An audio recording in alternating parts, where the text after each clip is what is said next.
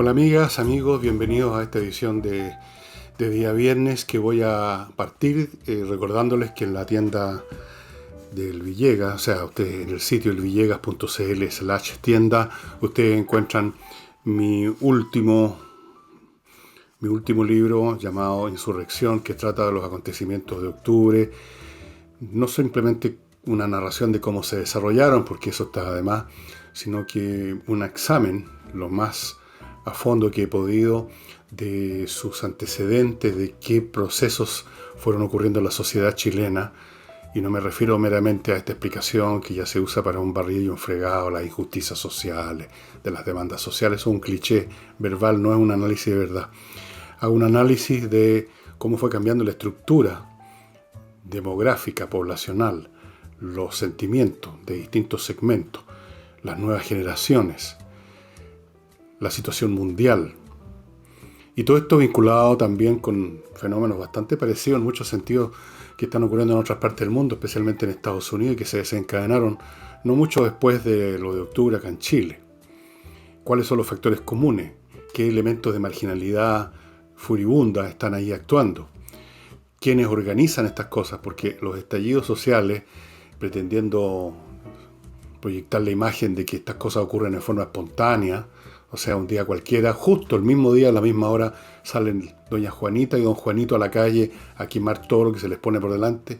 Esa es una versión absolutamente ridícula y la descarto y explico las razones, el por qué. He analizado con ingenieros, por ejemplo, cómo ha sido la mecánica de los incendios de las estaciones del metro y qué supuestos organizacionales existen tras ese simple hecho.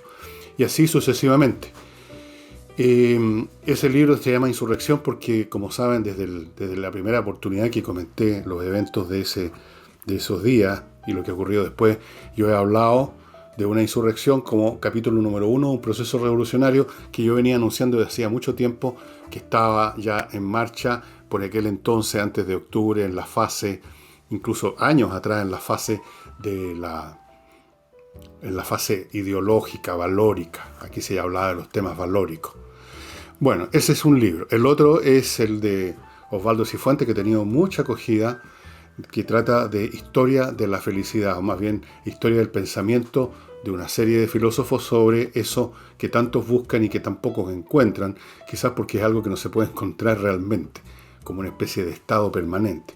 Pero eso, véanlo ustedes en el libro de Osvaldo Cifuentes. Están ambos y la disponibilidad, a pesar de que es una preventa, y teóricamente una preventa puede ser infinita, no es infinita porque no vamos a imprimir un número infinito del libro, sino que muy acotado, porque no somos una gran empresa editorial, ni mucho menos. Es un esfuerzo muy privado, muy pequeñito. Así es que los que puedan estar interesados en ese libro, les sugiero que lo vayan ya adquiriendo. Y los que no están interesados, bueno, no hay ningún problema en eso. Me voy a referir en primera instancia, y no como suelo hacerlo con temas más de la contingencia, que los voy a tratar un poco más adelante, a un proceso que se ha estado llevando, que ha estado ocurriendo en nuestro país bajo tierra, ocultamente. Una cuestión que es absolutamente esencial para determinar lo que puede ser el futuro de este país, pero que no tiene episodios dramáticos, vistosos, visibles, por lo tanto, que los hagan públicos. Y me refiero a la batalla que algunos, los de siempre, la izquierda, está librando por ganar el alma de las Fuerzas Armadas o, como mínimo, neutralizarla, ojalá destruirla. Es muy interesante esto porque se manifiesta ya aquí y allá. Esto no es meramente una especulación de los fascistas pobres. Si ustedes están interesados, hay una columna de un diputado que me parece que es del Partido Comunista, en todo caso un diputado de izquierda, que las publicó el 19 de septiembre de este año, no hace mucho, preguntándose, titulándola ¿qué clase de ejército necesita el país? Y la clase de ejército que necesita el país, según Brito, pero Brito es uno entre muchos que están actuando en ese sentido, el ejército que el país necesita es en realidad el ejército que el Partido Comunista o la izquierda en general, la izquierda más hacia la izquierda, necesita, no el partido, no el ejército que necesita el país realmente. En la columna de Brito se hicieron un montón de afirmaciones bastante absurdas, por no decir ridículas, y que simplemente no tienen ninguna coincidencia con la realidad. Pero recordemos que hay sectores en este país, sectores políticos, especialmente de ese lado, que tienen la peregrina idea de que la verdad no existe, que esto de que la verdad se descubre examinando los hechos, las cifras, eso es una cosa muy anticuada. La verdad es lo que se construye, la verdad es lo que nosotros, el grupo X, Y o Z, decide que es la verdad y que lo convertimos en verdad a través de nuestros actos. Algo así como querer es poder, un poco eso. Entonces, el señor Brito plantea que una tontería. Dice que después de procesos graves, como fue para él, por supuesto, el tema del gobierno militar, el ejército se tiene que reconstituir totalmente y tiene que ser un ejército del pueblo. O sea, un ejército del Partido Comunista. Todos sabemos el uso abusivo de la izquierda en general, el Partido Comunista del Pueblo, que siempre están arrogándoselo como de su propiedad. Se están arrogando la postura que está en el corazón mismo de su doctrina, de que ellos son los representantes y los voceros y los promotores de los, abro comillas, verdaderos. Ahí aparece la palabra, la verdad, como algo objetivo, parece, ¿eh? Los verdaderos intereses del pueblo. Porque si usted piensa algo distinto, estimado amigo y amiga, de lo que piensa el Partido Comunista sobre los intereses del pueblo, si usted, aún siendo pueblo, el más humilde ciudadano de Chile, piensa distinto, entonces lo que pasa es que usted es un hueón. No se lo van a decir así, claro. Le van a decir de que usted está engañado, que usted ha sido adoctrinado, que usted ha caído en las redes de la ideología burguesa, que usted es un acólito de la iglesia, que usted es una persona que no tiene conciencia de clase. Eso le van a decir, y muchas otras cosas más. O sea, usted está equivocado. Ellos tienen la razón. Ellos saben mejor que usted lo que usted necesita. Usted, parte del pueblo. Entonces, cuando hablan de ejército del pueblo, se refieren a un ejército que cumpla la función que esas organizaciones de izquierda consideran adecuada para los fines de llegar a construir el exitoso modelo socialista, que no sé cómo nos hemos perdido la gran oportunidad que nos han dado tanto tiempo los comunistas de aceptar sus proposiciones, cuando es cuestión de mirar a nuestro alrededor y ver los éxitos del socialismo, etapa previa al comunismo, como ustedes saben. ¿Quieren convertirlo entonces el ejército? Ese es el discurso. O sea, asumen que el ejército existiría todavía, pero convertido, adoctrinado, rejuvenecido para servir los intereses del pueblo. En realidad, no creo que se hagan muchas ilusiones de que puedan convertir al ejército en instrumento de ellos. La historia nos muestra que cuando logran salir con la suya, es no usando el ejército que existía para promover sus fines, sino que destruyéndolo y creando una fuerza paramilitar distinta. Un poco como lo que ya existe en la Araucanía con la CAM. Un poco como lo que el Partido Comunista intentó, aunque a medias, con muchas vacilaciones en la época de Salvador Allende. Un poco lo que era el MIR en esa época, atribuyéndose un poder militar y una capacidad de lucha que nunca tuvieron. Era una pura fanfarronada. Básicamente era una fanfarronada ridícula que no resistió ni 10 minutos. Pero, en fin, allí donde han logrado salir con la suya es no porque hayan convertido a las Fuerzas Armadas a su ideario, sino porque las han destruido. Y se las destruye no necesariamente, y nunca en realidad, porque como instrumento, como organización, el ejército es mucho más fuerte que cualquier cosa que ponga sobre la mesa la izquierda. No pueden destruirlo en una batalla campal, pero lo pueden desmoralizar, lo pueden desintegrar. Y no es necesario hacer ni un disparo, o muy poco. Y en ese proceso están, hace rato, con las instituciones que no son todavía las Fuerzas Armadas, pero que se acercan al concepto de Fuerzas Armadas, me refiero específicamente a Carabineros.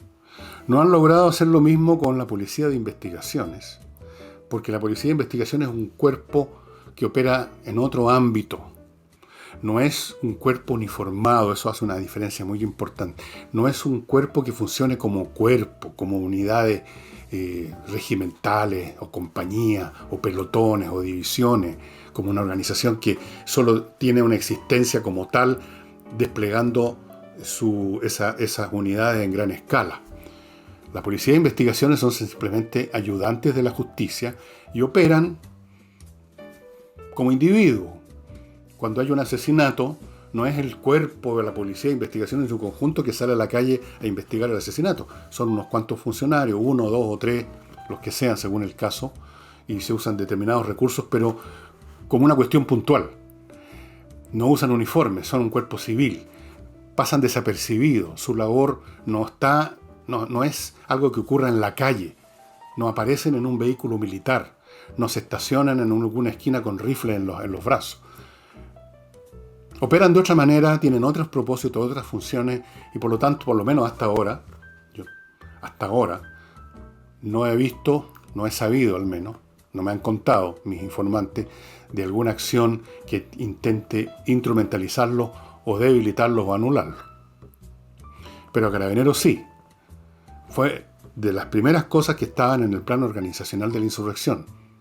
Generar, y ya estaba generado desde antes, un clima con esto de los derechos humanos que llevase a que nadie se atreviera, ninguna autoridad, ni civil, ni tampoco militar, a hacer incluso lo que por ley podían haber hecho. ¿Para qué les cuento la historia? Ustedes la han visto hasta el día de hoy. Creo que hace un par de programas les conté de unos carabineros que, al ser atacados con líquidos acelerantes, el paso siguiente era prenderles un fósforo, supongo, arrancaron. Entonces les quemaron solamente los vehículos. Se ha llegado a eso. Pero les faltan las Fuerzas Armadas. ¿Qué se hace con las Fuerzas Armadas? Ese es el gran tema siempre de los revolucionarios. ¿Cómo nos deshacemos? ¿Cómo neutralizamos? ¿Cómo le quebramos las piernas y las manos a las Fuerzas Armadas? Para seguir adelante. Porque mientras no puedan hacer eso, tienen un límite en lo que pueden hacer. Y lo saben perfectamente. Así que esta columna no es nada.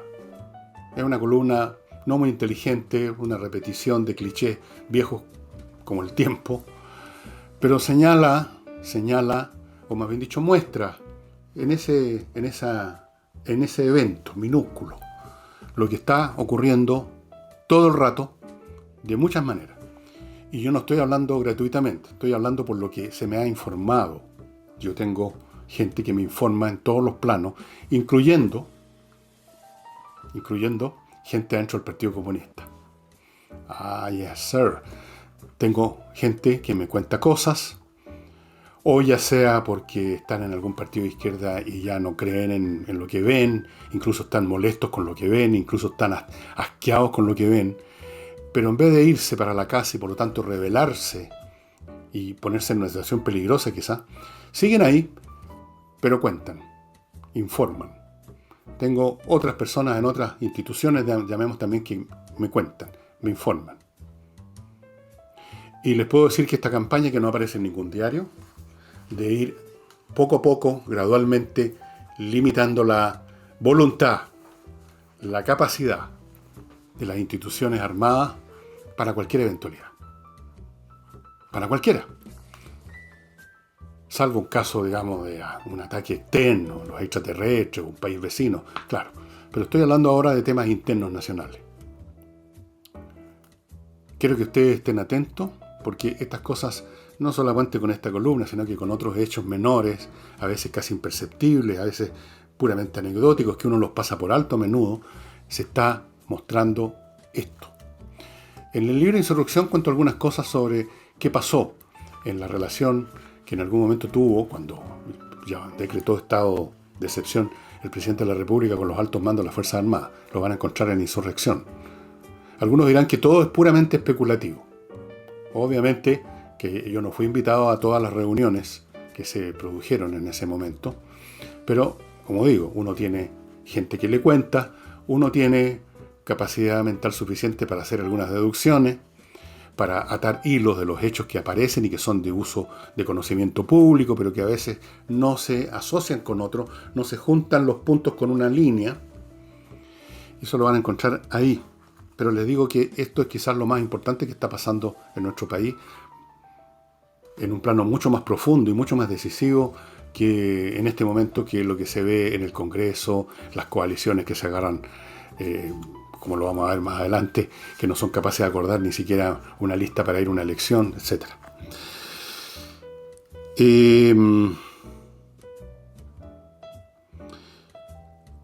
A pesar de todos los esfuerzos que hizo el gobierno, como todos los gobiernos del mundo, para enfrentar un evento nuevo, inédito, desconocido, del cual no había antecedentes, del cual no había ningún manual de cortapalos, que es la pandemia que nos regalaron tan generosamente los chinos, porque de ahí viene.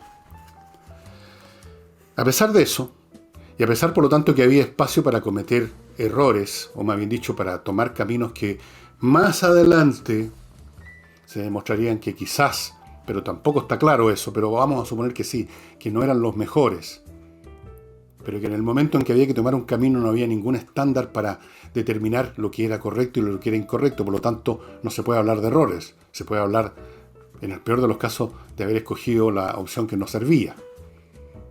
Pero nadie sabe, hasta el día de hoy, ni siquiera hoy se sabe qué camino servía y cuál no. Porque nunca vamos a poder saber, es un contrafactual y los contrafactuales históricos son puramente especulativos, cómo habríamos tenido este país si no se toman las medidas que se tomaron. No podemos saberlo. No se pueden contar las personas que no murieron, se pueden contar los muertos, pero ¿cómo contar los que pudieron haber muerto y no murieron? Eso queda en el plano puramente especulativo. A mi juicio, el gobierno hizo todo lo que era posible hacer, como lo han hecho prácticamente todos los gobiernos, es decir, preocuparse de que el aparato de salud, camas, ventiladores mecánicos y cosas como esas estuvieran disponibles, porque no habían remedios, porque no hay remedios para ningún virus, dicho sea de paso, ni había tampoco un conocimiento sobre el desarrollo de esta enfermedad, ni había vacuna. Aquí lo que se podía hacer es lo que se hizo: facilitar la infraestructura para tratar a aquellos que cayesen en una situación más grave, a esas personas que requieren respirador mecánico o personas que requieren por lo menos hacer cama y estar con médicos o enfermeras más o menos a mano, cosa que no tienen en su casa. Eso se hizo. Y se hizo bien. No hubo un solo momento en Chile en que faltaran los ventiladores mecánicos. Habría salido a gritos la izquierda a vociferarlo. No he visto en nadie, ni Escasiche, ni los demás epidemiólogos al vapor que salieron por docenas, incluyendo gente de espacio público, que están a la orden, por supuesto, de las directivas que vienen de más arriba. Nadie dijo, faltaron ventiladores mecánicos, faltaron camas. No, dijeron que se habían tomado las políticas equivocadas, o dijeron que se había engañado a la gente con el número de muertos. Dijeron cosas como esa, o insinuaron cosas como esa. Nunca pudieron probar nada, iniciaron demandas. Y nos encontramos ahora en una situación en que las autoridades de salud, tanto en Mañalich como en la actual, y toda la gente que ha estado trabajando en ese sector, y que yo creo que ha hecho un esfuerzo impresionante, lo cual no puede impedir, de todos modos, como ocurre en todo el planeta, que se muera gente, que se contagie gente, sobre todo cuando en forma bastante abundante en nuestro país, pero en otros también faltan suficientes medidas disciplinarias, la gente no da pelota o quiere salir o se juntan. ¿Cuántas veces hemos visto en la prensa historias en nuestro país de fiestas organizadas clandestinamente? Bueno, tantos factores que son incontrolables, a menos que nos convirtiéramos en un estado como China, donde arrastran a la gente a su casa y la encierran clavando tablones en la puerta de salida, poco menos. Y no estoy inventando, vean los documentales que hay sobre eso. Y aún así en China volvió un rebrote en Hawái, el foco de todo el asunto. Bueno, el hecho es que, a pesar de todo lo que ha hecho el gobierno, dentro de lo que era posible hacer, dentro de lo que cabía hacer, nos encontramos que la autoridad de salud ahora tiene que gastar una parte importante de su tiempo en afrontar a los fiscales que andan persiguiéndolos, que exigen como si hubiera una investigación criminal, como que aquí hubiera habido un ministerio y ministros que cometieron crímenes, que tienen que entregar los mails que recibió o escribió Mañalich, que la Corte Suprema exige esto, que la otra cosa, que el fiscal de más allá exige lo demás. Pero qué impresionante. Qué impresionante el nivel de estupidez que hay en nuestro país. Esta pandemia parece que más que los pulmones afecta al cerebro en Chile, no sé en otras partes, pero es impresionante la malevolencia. Desde luego, el oportunismo político de quienes han, desde el primer momento, después de la primera semana o dos en que estaban desconcertados y no sabían qué hacer, después que la pandemia les quitó su territorio natural a la izquierda, que es la calle, y las movilizaciones y todo eso que ustedes conocen. Entonces tuvieron un par de semanas y como el gobierno también empezó a actuar rápidamente para tomar las medidas en ese plano que ya les expliqué, estaban como desconcertados, pero después muy rápido se recuperaron y empezaron los ataques y empezaron las acusaciones, que no se había hecho lo correcto, que debiera haber más cuarentena, luego que debiera haber menos, que no se contaron bien los muertos, que se está mintiendo. Después apareció este señor Engel, que se parece por todos lados, por Dios que le gusta parecerse, apareció como experto de pronto en epidemiología, experto en salud, experto en cifras, experto en todo, sobre todo experto en abrir la bocaza que tiene, acompañado de un escritor y de una señora que no la conoce ni su mamá, yo creo. Ese es espacio público. Y aparecieron otros, y los políticos, y los alcaldes, y todo el mundo, todos convertidos en especialistas en materias de salud pública. ¿Y cuánta energía está gastando el actual ministro de Salud y su gente en tener que responder todas estas presiones por todos lados? Bastante, ¿no? Qué falta de criterio, no sé, usaré una palabra muy anticuada, qué maldad, qué malevolencia, qué mala leche, qué penquería, qué mediocridad mental y espiritual de esta gente. En vez de colaborar, en vez de aportar ideas de verdad, pues no simplemente decir esto está mal hecho. Así, ¿y cómo está bien hecho? Bueno, no sé, pero esto está mal hecho. Bueno. Y digo esto porque leyendo la prensa hoy día me he encontrado con que el tema continúa. Y está hasta la Corte Suprema, porque todo el mundo quiere hacer su número ahora. Todos quieren aparecer haciéndole un guiñito al gran movimiento revolucionario que vive el país, que no se diga el día de mañana que los tribunales, que los supremos, o que los fiscales, o que los periodistas, o que los artistas en los matinales, o que la niñita no sé cuánto, y que este y que el otro no estuvieron con el movimiento, compañeros. Todos tienen que hacer su parte. Uno desde un tribunal, otro desde una corte, otro desde un micrófono, otros escribiendo una columnita. Todos escribiendo, por así decirlo, sus... ¿cómo llamarlo? Todos firmando sus membresías. Todos son parte del gran club de la revolución. ¿No es cierto? Ok, vamos a mi primer bloque comercial, mis estimadas, que lo voy a iniciar con estos abogados expertos en temas civiles, litigios civiles. Salinas y Ojeda son especialistas en temas civiles. Les he puesto siempre los mismos ejemplos porque son los más dramáticos, como esto de los divorcios, las separaciones, a cuchillazo limpio, quién se queda con qué, en las herencias, quién se queda con qué del viejo o la vieja que se murió. No he visto yo espectáculos más detestables y vergonzosos que las disputas por la herencia. Ahora, ¿qué les digo yo? Cuando la herencia es importante, ahí simplemente las partes contratan abogados, van a litigio disputándose lo que dejó el muerto. Bueno, si usted está en una situación de esa, va a tener que recurrir también a los abogados, pues esto es una especie de carrera armamentista, o si no, le van a pasar por encima.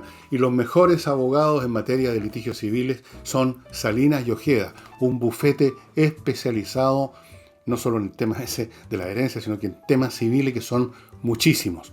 De hecho, son la mayoría. salinasyojeda.cl es el sitio de ellos. Cualquier problema que usted tenga de esa naturaleza, acuda a Salinas y a Ojeda. Y si usted quiere invertir en Estados Unidos, ¿con quién tiene que acudir ahora? Es a inviertaenusa.cl. Aunque usted no esté en este momento pensando en invertir, échale una mirada, porque es interesante todo lo que ofrece esta empresa web, en la web, en términos no solo de facilidades para entrar al mercado norteamericano, los trámites legales y todo eso, sino que además con ofertas concretas, incluso aunque usted no sabe en qué invertir, ellos le van a mostrar posibilidades, cientos de posibilidades de inversión en bienes inmobiliarios como casas, para comprar, para arrendar departamentos, terrenos, etcétera, como esos de Florida que ya se vendieron. Miles de franquicias. ¿Usted sabe lo que es una franquicia? Ya, una franquicia entonces significa hacerse parte de una actividad no mobiliaria, una actividad comercial importante, y usted tiene ahí miles para elegir cuál podría ser la suya. Fuera de hacerle todo eso por usted, invierta en USA.cl, le saca, si usted lo quiere, una cuenta corriente en un banco norteamericano, una cuenta en dólares para sus manejos comerciales allá. Y si usted quiere además irse a vivir a Estados Unidos para manejar su inversión, le van a conseguir una visa de residente en su calidad de inversionista.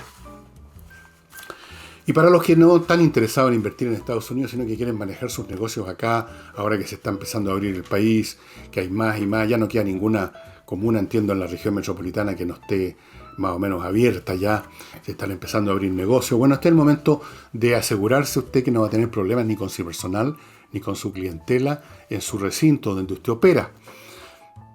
¿Y cómo? Diga usted. Con Ozonium.cl. Es una empresa que está en la red. Usted entra a Ozonium.cl y va a ver todos los detalles, qué sé yo, que básicamente le entrega a usted la seguridad de que su local comercial no va a estar contaminado con COVID-19.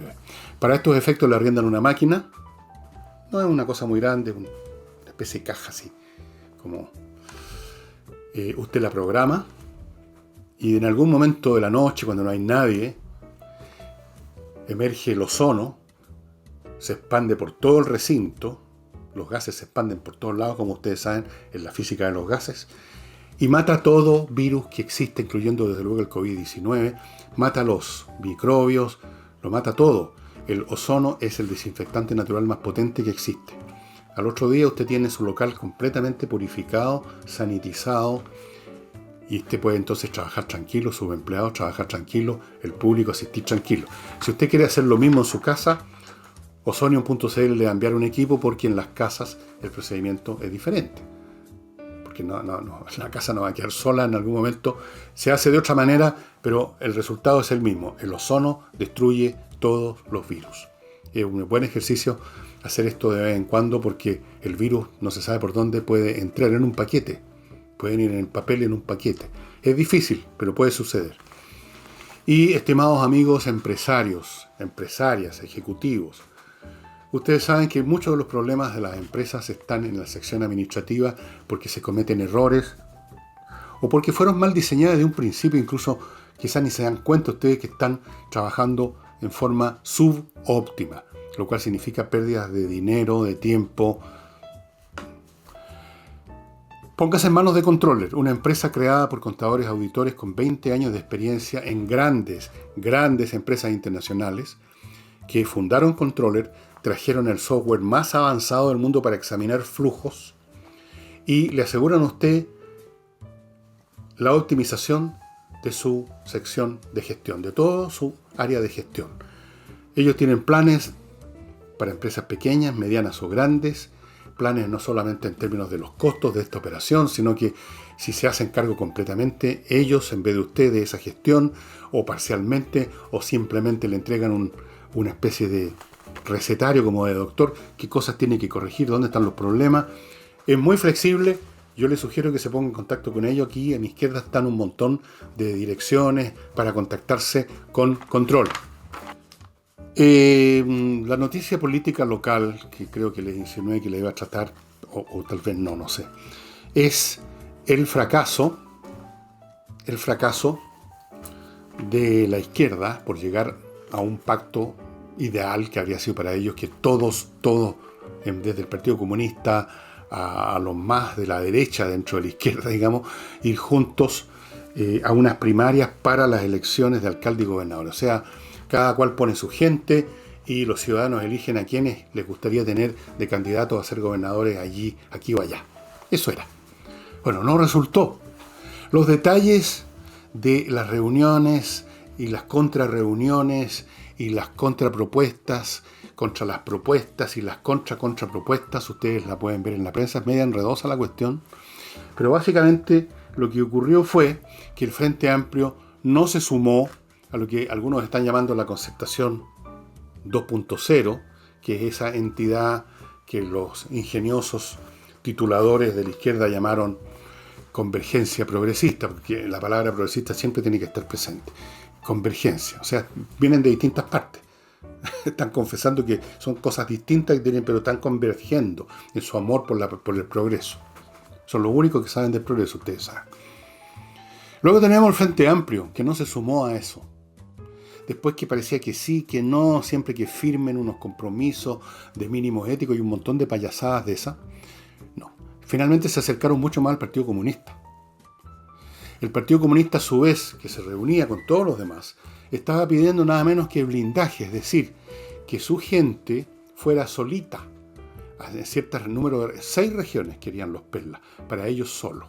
Nada de competir con otros candidatos de otros partidos. No, nosotros somos los candidatos de la lista, de esta lista que se iba a armar, de este pacto. Nosotros vamos a ser los candidatos. O sea, tenemos aquí el Partido Comunista que es una secta más que un partido, que tiene un 5% del electorado con viento de cola, con viento a favor, pretendiendo aumentar su presencia en todo el aparato institucional de Chile con una subvención. Los demás partidos tenían que subvencionar al Partido Comunista. ¿A título de qué, se pregunta uno? Entiendo que uno subvenciona a alguien cuando ese alguien o ese algo es positivo. El Estado de repente subvenciona a una empresa que tiene mucho futuro, pero que en este momento no tiene suficiente capital, pero tiene mucho futuro, hay una posibilidad de grandes éxitos. Entonces el Estado pone plata, se les subvenciona. O se le subvenciona a atletas que prometen para que vayan a desarrollarse en unos, no sé, en algunos centros deportivos europeos o algo así. Pero ¿por qué subvencionar al Partido Comunista? ¿Qué es lo que pudiera ofrecerle al país el Partido Comunista que no conozcamos? ¿Qué gran nuevo paquete de regalo tiene listo para sacar del closet y entregárselo a la ciudadanía? Algo así como quizás la propuesta de doña Carmen Herst de aplicar sanciones legales, penales de todo orden a quien no piense lo mismo que el Partido Comunista sobre el gobierno militar. Ese es el paquete nuevo. Ese paquete ya lo conocemos. Ya sabemos cómo funciona el Partido Comunista en esos planos, en el plano de la expresión. Porque para ellos la libertad de expresión es la libertad de expresión del secretario general del partido nomás. Y quizás de su círculo íntimo. Los demás no tienen libertad de expresión ni siquiera en su partido. Entonces, ¿por qué se iba a subvencionar al Partido Comunista? ¿Cuál es la gracia del Partido Comunista? ¿Cuáles han sido los grandes aportes del Partido Comunista al desarrollo de este país? Fuera de Pablo Neruda nomás, porque era un poeta, pero era poeta a pesar de ser comunista, no por ser comunista. ¿Cuáles son las gracias del Partido Comunista? Había que subvencionarlo. Bueno, y fuera de eso, también el Frente Amplio quería algún tratamiento especial en algunas regiones. Bueno, fue un ir y venir de una sede a otra tratando de llegar a algún acuerdo. Mientras pasaban las horas, el tic-tac del reloj seguía sonando como en las películas de suspenso y ya tenían que ir al CERVEL a presentar las listas, a hacer oficial la lista X, Y, Z. Pero no pasó nunca eso, no llegaron nunca a un acuerdo global, así que tenemos ahora, estamos en la etapa que ya hemos visto en otras situaciones en la izquierda, la etapa de los reproches, la etapa de los dedos indicando al culpable. Ellos fueron los malos en la película, los del Frente Amplio. Los del Frente Amplio no, nosotros les dijimos que íbamos, porque hicieron incluso una cosa increíble, fueron a anotar su lista antes que terminaran la reunión, o sea, a la espalda a los otros. Bueno, estos son los jóvenes de ojos en blanco y mejillas sonrosadas que hablan de ética. Bueno, por lo menos uno se ríe, de repente nos dan motivo para reírnos un poquito. Bueno, el hecho es que la izquierda va a ir con 2 listas, por lo menos. Quién sabe lo que pueda pasar más adelante. No sé, porque pueden haber algunos arreglos bajo tierra que no estén formalizados en lista. No se sabe. Pero el fondo de todo este asunto, ustedes ya saben lo que les voy a decir, es que no hay nada real que sea tan potente que los reúna de verdad. Ese mínimo programático que el Frente Amplio quería que le firmara la ex nueva mayoría, ahora Convergencia Progresista, iba a tener que ser súper mínimo para poder funcionar, porque en realidad no hay nada común. Pero ni siquiera eso. No hay una visión común que aúne a todos estos distintos grupos. Como en el pasado había una visión común que aunaba todas las veces, en todas las elecciones, y de una forma absolutamente natural, al Partido Comunista y al Partido Socialista. Ustedes, los más viejos, se recordarán. El Partido Comunista y el Partido Socialista siempre fueron juntos a todas las elecciones, porque ambos partidos compartían una gran parte de su visión del mundo. Ambos eran partidos marxistas.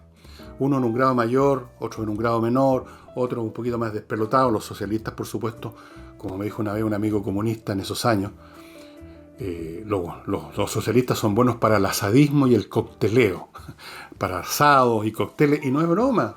No sé si ustedes saben, pero gran parte del programa de la Unidad Popular de Salvador Allende se organizó, se escribió, mientras les corría, digamos, el jugo de carne en un asado. Es verdad, es cierto, en un asado. Bueno, eso ya no existe. No existe ese terreno común, ni siquiera al nivel de mínimos programáticos, ni siquiera al nivel de mínimos éticos, sea lo que sea que significa esa expresión. Si hay algo que significa la ética, es que nunca puede ser mínima, porque la ética son reglas de comportamiento, y por lo tanto no cabe lo mínimo. O sea, o se es honesto, o se es deshonesto. No se puede ser un poquito honesto, un mínimo de honesto. No, pues. Pero en fin, da lo mismo. No llegaron a ninguna parte porque no tienen nada en común. No tienen nada en común salvo el odio común que tienen por el Piñera, el odio común que tienen por el modelo neoliberal, pero que difieren y no saben, de hecho. Ni siquiera difieren, porque decir difieren supondría que estos distintos grupos tienen ideas sobre el futuro distintas. Pero no tienen ideas sobre el futuro, así que no difieren, no pueden diferir. Simplemente están en la misma confusión. En ese sentido están unidos, se podría decir. Pero con la confusión no se puede, digamos, establecer pactos. Ni siquiera se pueden establecer pactos electorales. Ni siquiera se pueden redactar mínimos retóricos. Al final terminan prevaleciendo ciertos sentimientos. Entonces resulta que los jóvenes del Frente Amplio, que se siguen sintiendo los renovadores de la política, con un desparpajo impresionante, deben sentirse más cerca del Partido Comunista, porque por último el Partido Comunista, aunque es una manga de viejos también, pero también hay algunos jóvenes y jóvenes, o jóvenes, ¿cómo hay que decirlo? Al menos se sabe lo que quieren. Ahí tienen su secta con su Viejo Testamento del año Ñauca. Entonces, para estos jóvenes del Frente Amplio deben ser como más confiables, por lo menos uno sabe qué piensan.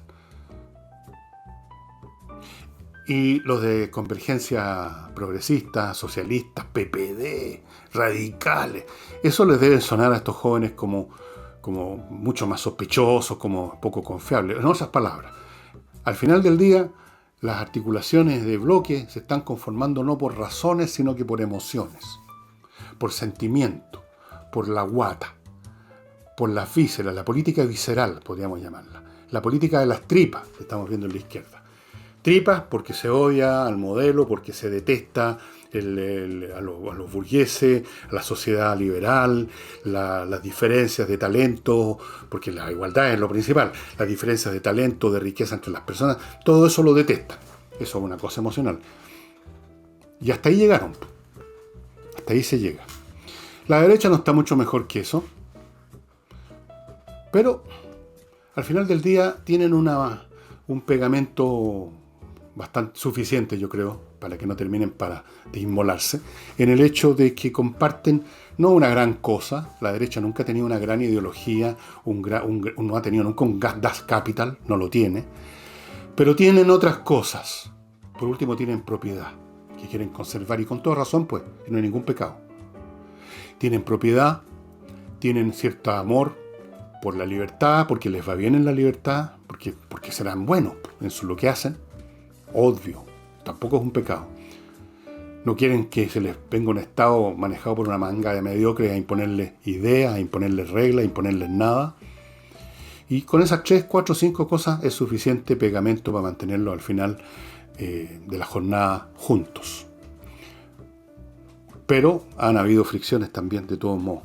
Déjenme pasar, estimadas amigas y amigos, a mi próximo bloque, antes de ir a otro punto que quiero hacer. Esto, ya saben, quiere lavar bien su ropa, cómodamente, que quede suavecita, con buen olor, que no tenga que ir al supermercado a hacer una cola infinita para comprar el detergente que se le acabó justo el día de ayer, no se había dado cuenta. Lavo Club, estimados amigos, le llevan el balón de 10 litros que le dura una eternidad a su casa. El producto lava muy bien, es biodegradable, es hipoalergénico. Si usted quiere, también adquiere con ellos, con Lavo Club, un suavizante y aromatizante para tener el kit de lavado completo. Y todo esto sin que usted se mueva de su casa. Le van a llevar todo eso a su casa. ¿Qué mejor se puede pedir? lavoclub.cl, estimados amigos. Y Notarios Press, otro servicio, como tantos que se están sumando día a día, que le otorga a usted un producto que usted necesita o un servicio que necesita sin que usted se tenga que mover o muy poco de su casa. Notariospress.cl. Se acabaron las visitas al local de la notaría a instalarse por horas. Usted ahora se instala frente al computador de su casa o de su oficina, entra a notariospress.cl, escribe ahí el papel que necesita, escribe los datos que le va a ir pidiendo el programa que está implícito en la página para poder solicitar ese documento que usted quiere. Paga con tarjeta, como usted ha pagado libros en Amazon o ha pagado otras mercancías en otras páginas, y listo. Esa información va a ir a la notaría más cercana a su casa, o alguna que usted prefiera, y todo lo que tiene que hacer es ir a la notaría un par de minutos, eso tiene que ir porque es una exigencia legal, firmar el papel que ya lo firmó el notario, que ya lo pagó usted mismo, y se va. 2, 3, 4 minutos y se acabó. Nada más práctico. Y no olviden, amigos, al principio del programa hablé de mis libros, pero también quiero hablarles de desde los valles transversales a los canales australes. Este libro súper entretenido de historia de las revueltas y los motines y las revoluciones, de repente serias, de repente un poquito con elementos de farsa, que hubo en el norte de Chile, especialmente en el siglo XIX. Un siglo, por Dios, desde que O'Higgins dijo: aquí está mi pecho, no hubo día, no había año que no había un problema político serio. No sé cuántas constituciones, creo que son 4 o 5, las que se hicieron, por lo menos 3, en el siglo XIX. Hubo guerras civiles, hubo matanzas. Habían bandidos que actuaban según quien les pagara por un bando o por otro, como los famosos Pincheira, por ejemplo. Usted habrá leído hasta cuentos sobre eso. Gran parte de eso está aquí y está muy entretenido porque resulta que el autor de este libro, don Ulises Carabate, resulta que tenía familiares en ese siglo XIX en el norte, que estuvieron ahí mirando y dejaron documentos, dejaron escritos, dejaron memoria. Y todo eso es usado en este libro. Así es que los interesados en la historia de Chile, ahí lo tienen. Y dejo esto para más rato. El ministro de Hacienda, el señor Briones, que ya no lo vemos más que con la mascarilla todo el tiempo puesta, ya se convirtió más que en un elemento que realmente sirve de algo, la mascarilla, como un emblema de que uno está cumpliendo con la ley, que uno está preocupado del asunto y que está haciendo lo posible, aunque en realidad, salvo que usted en un ascensor, usted con 20 personas que están todos tosiendo, lo de la mascarilla, bueno, es bastante marginal, pero no hay ni que decirlo hoy en día, parece, porque es pecado mortal. Bueno, así que el ministro de Hacienda aparece siempre con su gran mascarilla que le tapa hasta por acá, y nos dijo que según Hacienda, según sus cálculos, los informes de la actividad económica que van a salir en estos días, a propósito del tercer trimestre, son menos malos de lo que se esperaba, y además se espera para el año 21 un crecimiento más o menos del 5%, que no está nada de mal. Claro, 5% comparado con qué. comparado con lo que estamos viviendo ahora. O sea, en cierto sentido se podría decir de que no hay ninguna economía del mundo que no vaya a crecer una vez que empiece la gente simplemente por el hecho de salir de su casa e ir a la oficina o ir a trabajar. Pero de todas maneras es un buen dato, porque es una cifra interesante y porque también podría haber ocurrido que nos hundiéramos más en el abismo, cosa que no podemos hacer. Porque no olviden, por favor, porque este dilema tonto lo he visto y se lo oigo a muchos políticos repetir una y otra vez, el dilema de que aquí hay que privilegiar la salud y no la economía, o sea, como diciendo que hay que privilegiar la salud de los trabajadores, que somos nosotros los representantes, en cambio los otros que quieren salir son los empresarios que quieren que llegue la empleada a servirle el desayuno en la casa. Creo que un tontón hizo un comentario de ese tipo hace unos meses atrás. No, pues, es que resulta tan simple, ¿no? Pero hay que explicar así con pera manzana. Un país que no funciona, un país que no produce, es un país que se derrumba y por lo tanto se derrumba aún más la situación sanitaria. Si el país no estuviera produciendo, por ejemplo, si no hubiera gente que igual sale a trabajar, a producir, y me acuerdo muy especialmente de los señores transportistas que son los que mueven las cosas de un lado a otro, sin los cuales nada se puede producir. Todo producto requiere insumos y luego requiere moverse hacia donde está su consumidor, su cliente. Bueno, si eso no existiera, los hospitales no podrían funcionar, por ejemplo. ¿Cómo? ¿Cómo funcionarían? ¿Qué empleado iría al hospital cuando estaría preocupado más bien de salvar a su familia del hambre, saliendo junto con otros con un garrote en la mano a robarse el último paquete de tallerín en el supermercado? ¿Cómo funcionaría un hospital? Te pregunto eso nomás.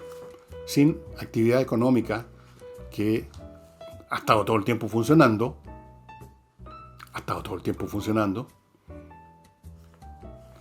Otros dirán, bueno, sí, pero hasta ahí nomás. No más actividad económica. Otra tontería. ¿Qué quiere decir no más actividad económica? Toda actividad económica requiere todas las demás actividades económicas. Solo por un tiempo pueden funcionar, por así decirlo, más o menos autónomamente sobre la base de los stocks. Una fábrica, por ejemplo, puede seguir produciendo aunque no le llegue ni un camión con mercadería, con insumos, porque tiene una bodega con stock. Pero llega un momento en que se acaba el stock. La economía es un ente integrado, es un sistema de interacciones. Sin esas interacciones el país se muere de hambre y se derrumba la salud y se produce simplemente una situación de estado fallido donde, amén de las muertes por el COVID, tendríamos muertes a balazo y a cuchillazo entre gente disputándose los últimos tarros de atún en el boliche de la esquina, por ejemplo. Pero, como he dicho, la pandemia está en Chile afectando mucho a las funciones cerebrales y todavía uno sigue escuchando esa tontería.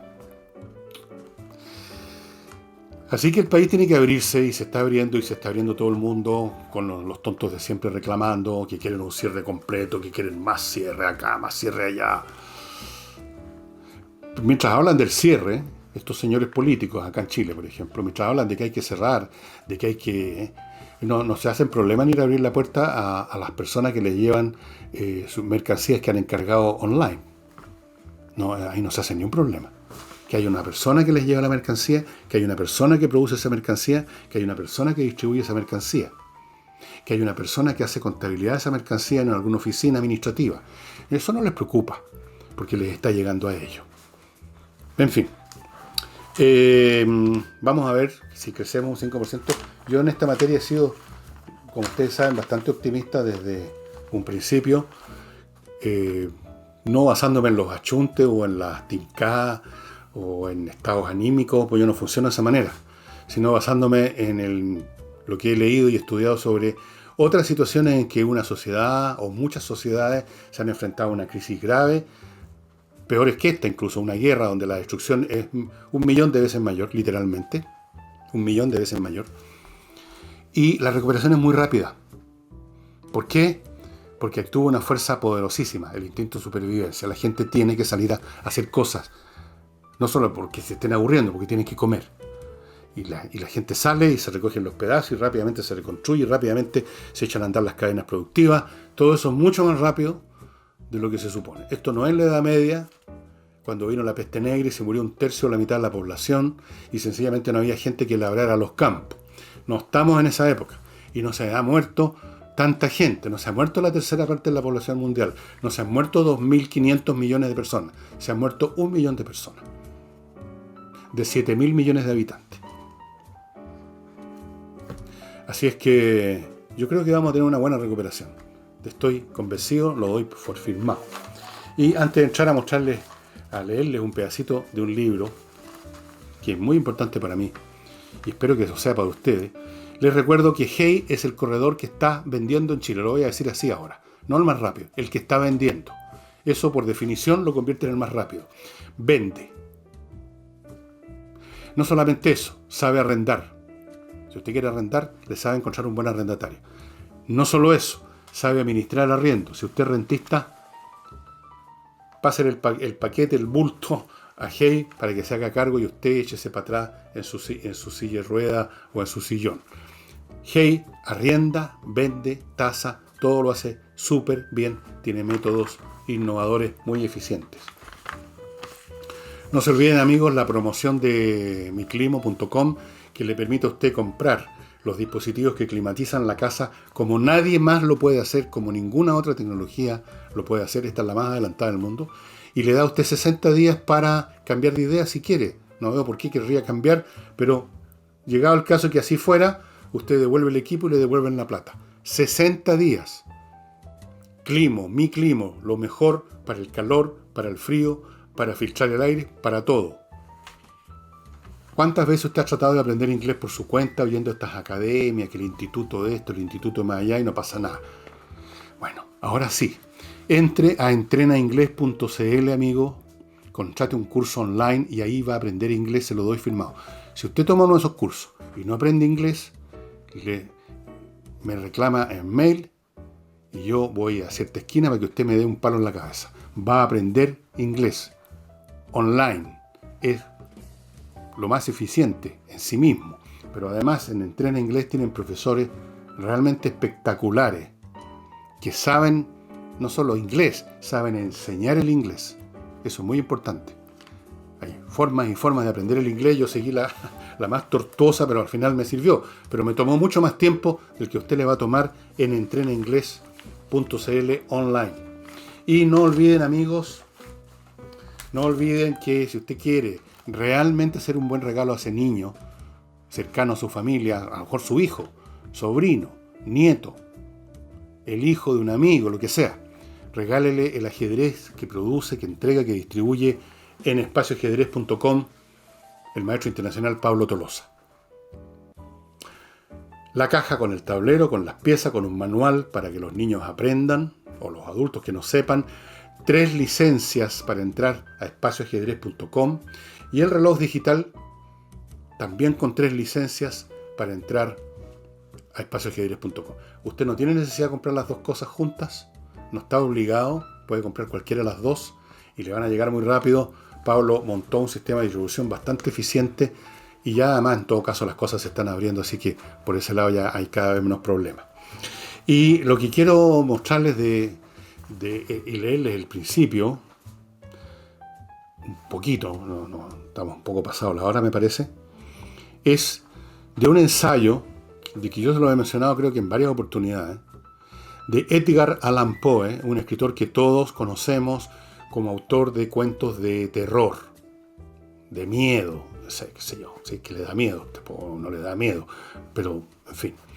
Edgar Allan Poe, que también era un poeta, no sé si bueno o malo, porque yo de poesía no me entra ni me sale por ninguna parte, pero parece que es muy bueno, por lo menos tiene un inglés muy puro. Y este hombre escribió una vez un ensayo relativo a esa historia que les conté, la otra vez les mostré una novela sobre eso, del robot que jugaba supuestamente ajedrez.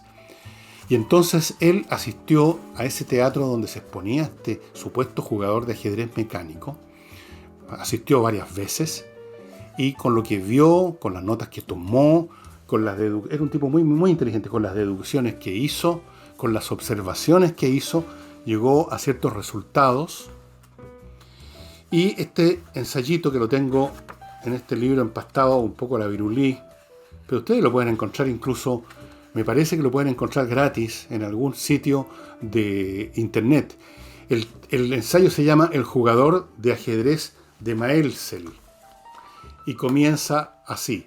Y yo dije en un momento dado que lo tengo muy cerca a mi corazón. Está aquí, ¿no?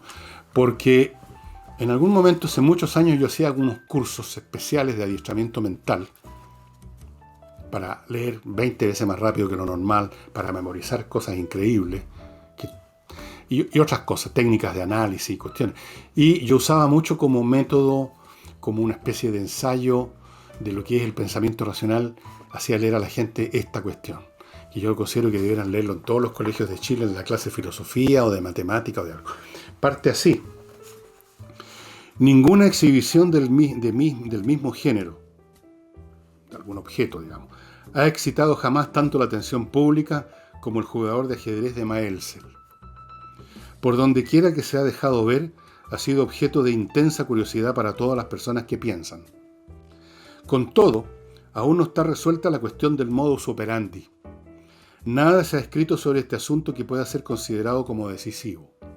En efecto, en todas partes encontramos hombres dotados del genio de la mecánica, favorecidos con una perspicacia general muy grande y con un raro discernimiento, que no vacilan en declarar que el autómata en cuestión es una pura máquina, cuyos movimientos no tienen relación alguna con la acción humana, y que es, por consiguiente, sin comparación alguna, la más asombrosa de todas las invenciones humanas.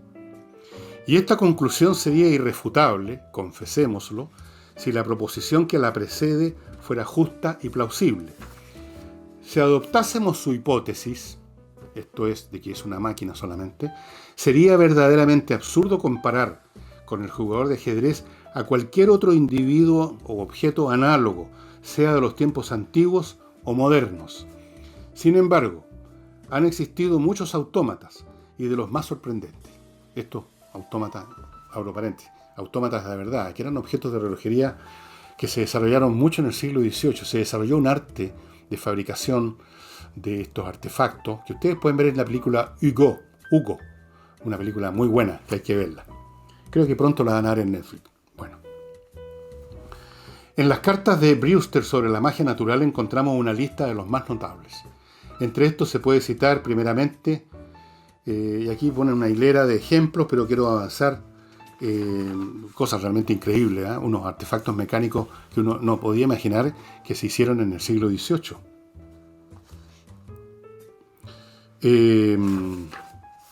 Pero volviendo al artefacto.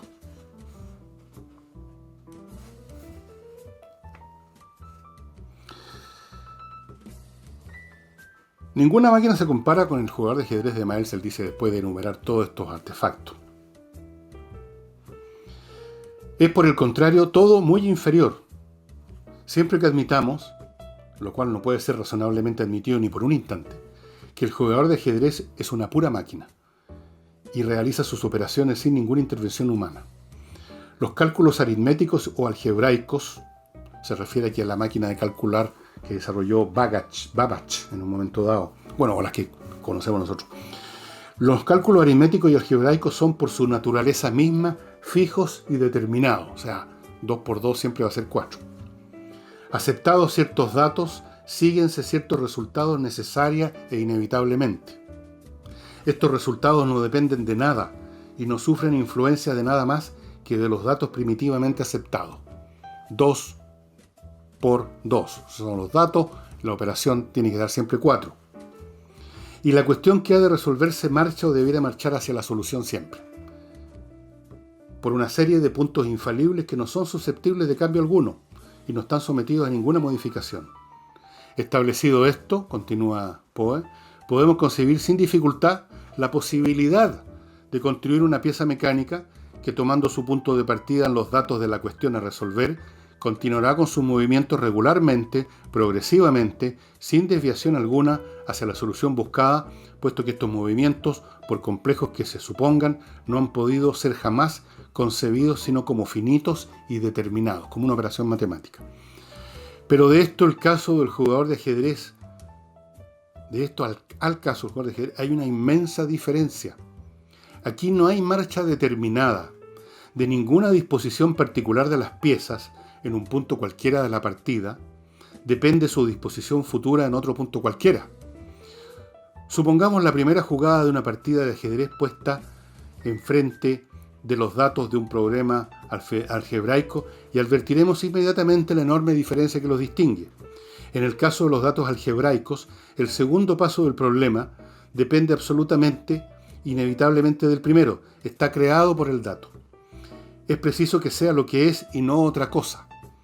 Pero la primera jugada en una partida de ajedrez no va necesariamente seguida de una segunda jugada determinada. Mientras el problema algebraico marcha hacia la solución, la exactitud de las operaciones permanece absolutamente intacta. No siendo el segundo paso más que la consecuencia de los datos, el tercero es igualmente una consecuencia del segundo, el cuarto del tercero, el quinto del cuarto y así sucesivamente, sin ninguna alteración posible hasta el fin.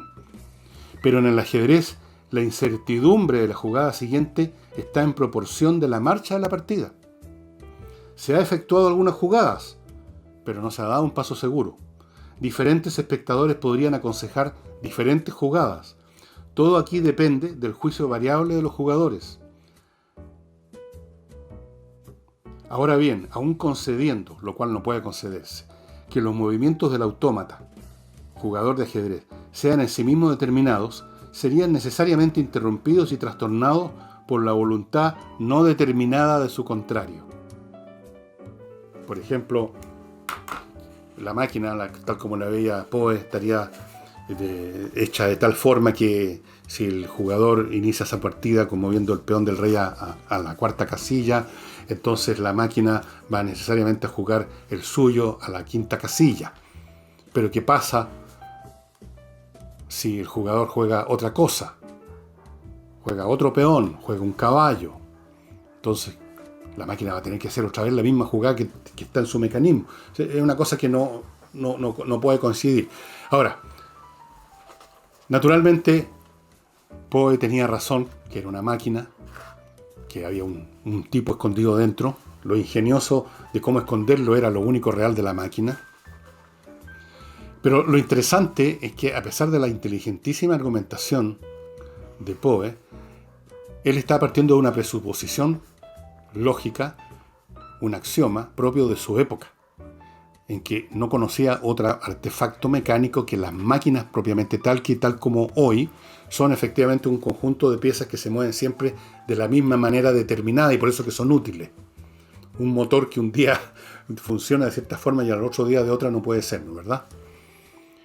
Él no podía ponerse todavía en la posición de eso que es la informática, que es otra cosa, donde los procedimientos no están determinados por una sucesión de pasos mecánicos, sino que por otras leyes de funcionamiento.